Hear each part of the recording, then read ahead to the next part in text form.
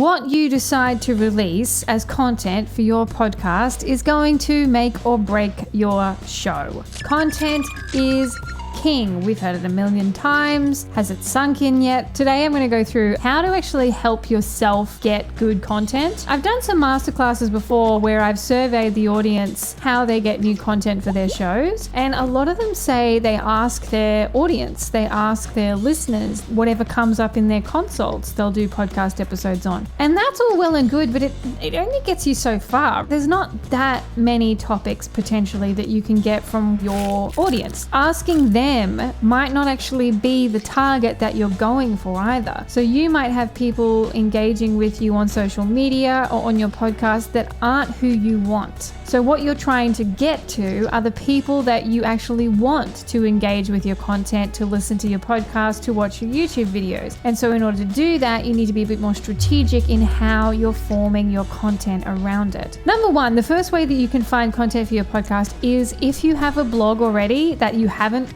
tapped into for your podcast, go back to those blog pages and start just repurposing that. Grab some of the things that you've already done, make it easy for yourself, and give yourself some easy wins. Because if you have stuff that you've written about before, you should already be knowledgeable about that thing, and it should be easy for you to talk on it. And if you want to go a little bit deeper even with that, is if you do have a blog, then you can go to the analytics section of your website and just check to see what the best performing blog pages are and do episodes just on those.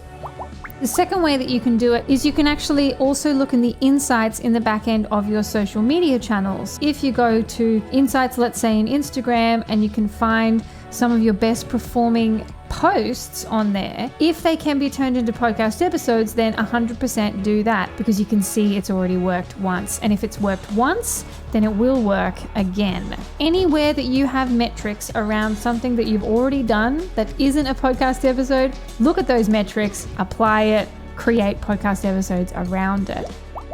Now, the next thing that we're going to talk about are 3 different websites that you can use to try and establish content that people are actually searching for. You're going to be able to target what you want. The first tool we're going to have a look at is just using YouTube itself. Let's say you wanted to talk on money mindset.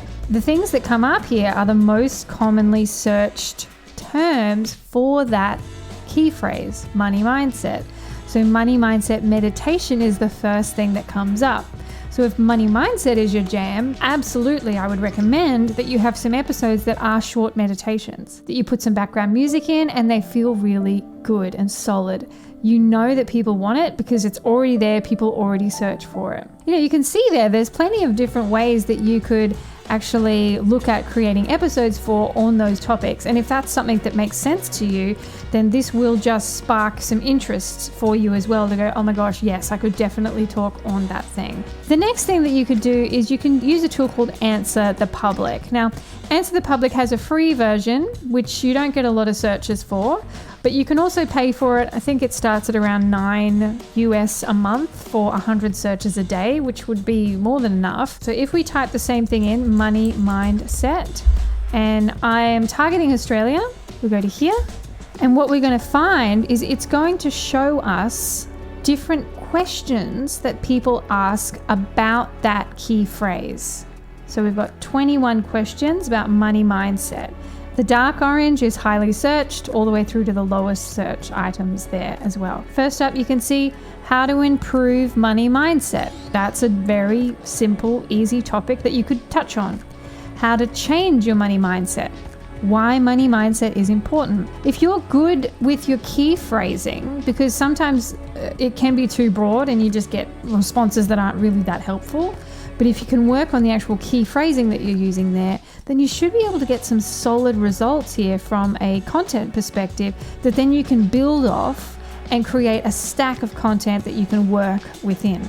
Now, my absolute favorite tool is vidIQ, but that is because we have a YouTube channel, although it will work regardless because it's just a great keywording sort of function. If you go to the keyword section of vidIQ, let's say, for example, I wanted to do a video on a particular microphone that I love. So let's say it's the Rode PodMic.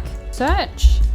and I want to know whether it's worth doing a podcast episode or a YouTube video on that topic, on that thing. It's showing you here that the search volume is high, but the competition is pretty low.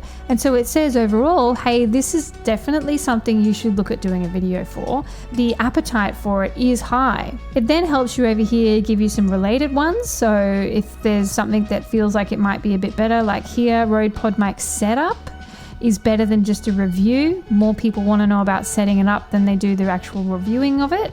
And so that might be how you niche down. So you could do a video on the review, but then you could also do a video on the actual setup of that microphone as well. I love this as a tool because it helps my thoughts get segmented into, if I search for something and the competition's really high and the search volume is low, then I'm not going to bother. Like, I'm not going to do a video on that because there's too many other things that already exist for that and not many people are searching for it, So I want it to hit the right metric, especially when you're first starting to grow and you're wanting to establish yourself. Don't go for things potentially that aren't proven. Do stuff that's going to be more of a sure thing to get that under your belt.